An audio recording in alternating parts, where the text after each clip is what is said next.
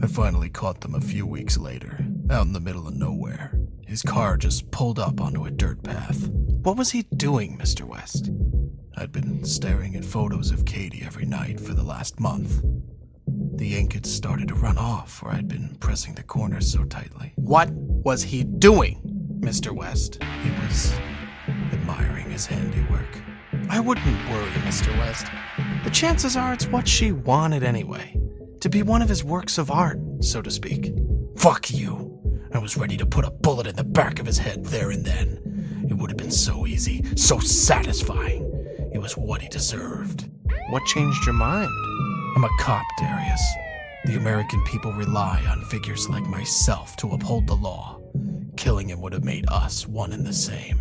How very noble of you, John. Once again, fuck you. But you know, the world has a funny way of showing gratitude for such selfless acts.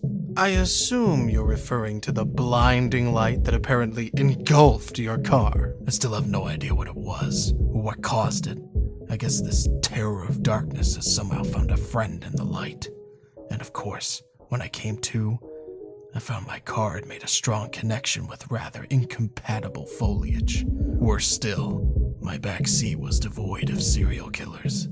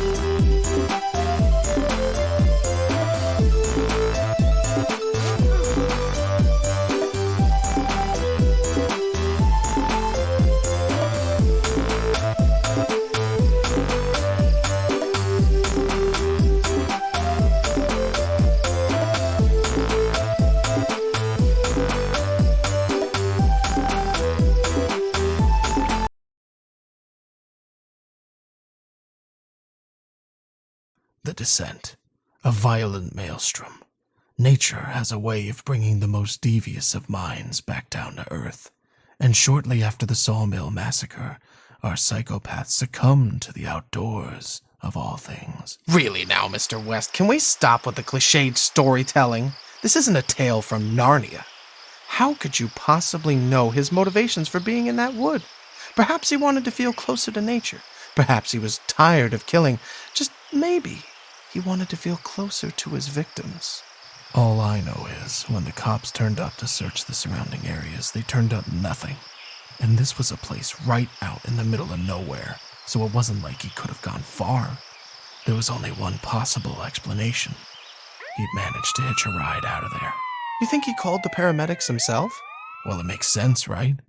Splatter yourself with some of the blood at a mass murder scene and the medics aren't exactly going to be picky about who they pick up. He's breathing, so you get him to the wagon ASAP.